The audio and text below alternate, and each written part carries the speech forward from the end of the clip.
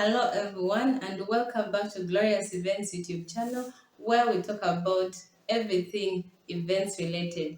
I am a Ugandan based event planner and manager, and I'm here to talk about a very important topic, which is the things your guests actually care about. These things you should mark them, get a notebook, write them down somewhere so that you don't miss out on any of them. Number one is the date of your wedding. Think about the date you want to put your wedding. Please ensure it's not so close or the same day with a very important public holiday. We are talking things like Easter, Christmas, New Year. Those big public holidays, please avoid them because you don't want to put your guests in this position of thinking they have to choose one thing over the other. It's not very good. So always look for free dates that you can choose so that it's easy for them to schedule in their calendar and actually show up for your event. The second thing they care about is time.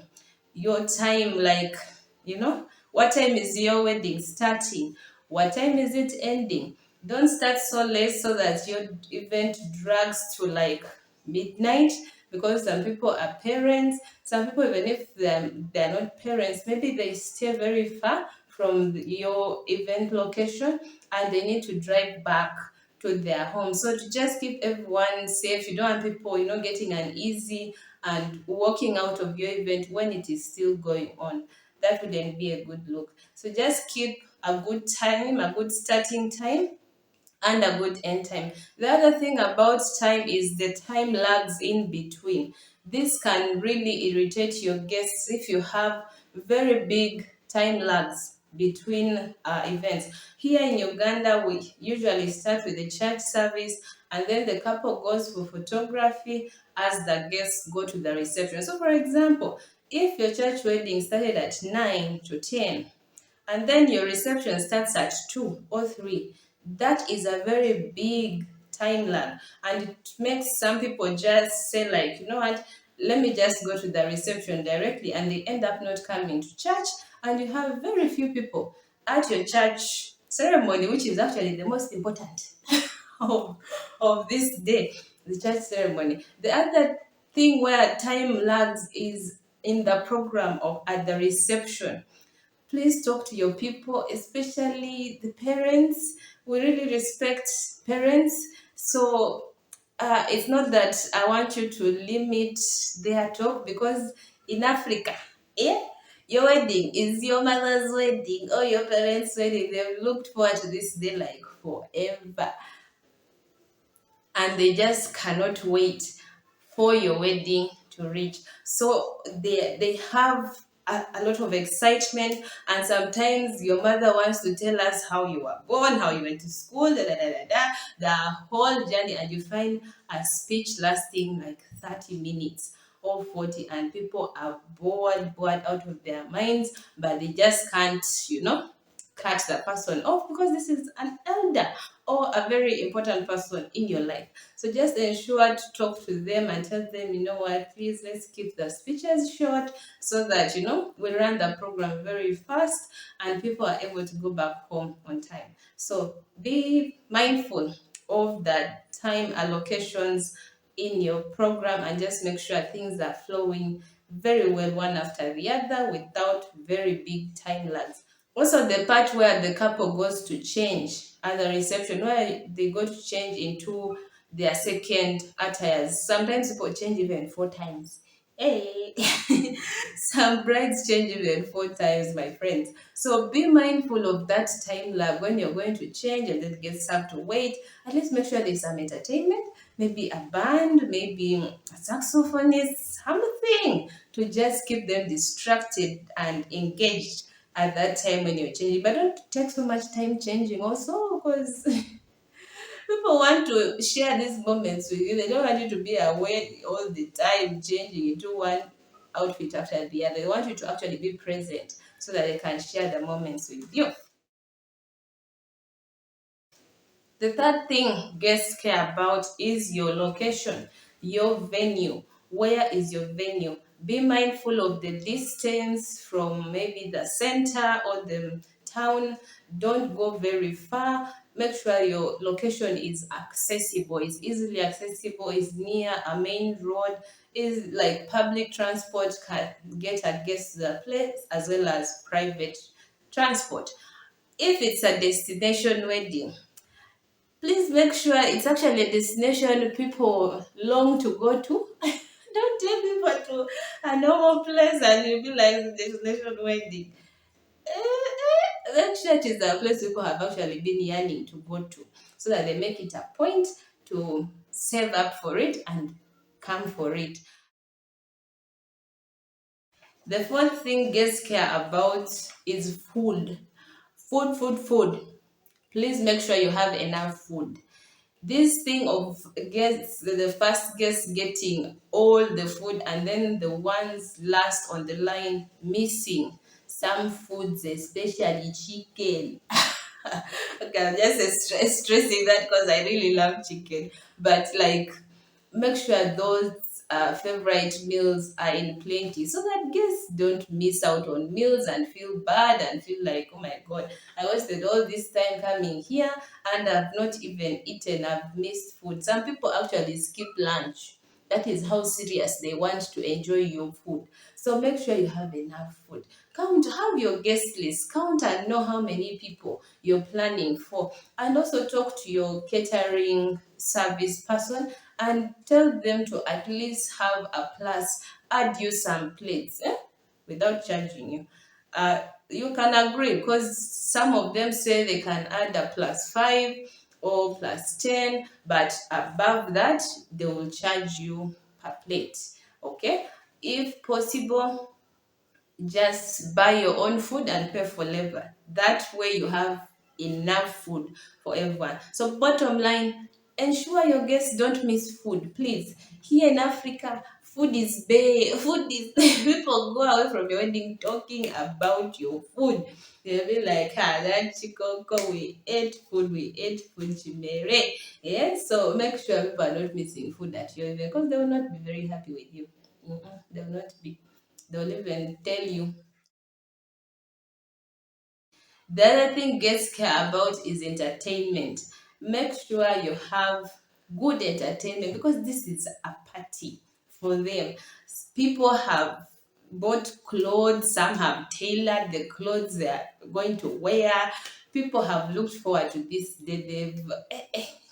They are coming to celebrate with you. It's like an outing for them. So it's a party. You want people to enjoy. So make sure your DJ reads the crowd and understands them and gives them good music, and people are on the dance floor just enjoying, or even if they're seated, but they're enjoying, they're not in a hurry to leave. Make sure you throw in some spices, throw in, if you can afford it, you can bring a musician. If you can bring a band, bring things to spice things up and make people have fun, because they want to be entertained. Yes, they've come celebrate you and your love as a couple, but they also want to be entertained. We do not want bored guests. We don't want bored guests because bored guests will leave early. Yeah, and we don't want that. The other thing guests care about is drinks. Drinks, drinks, drinks.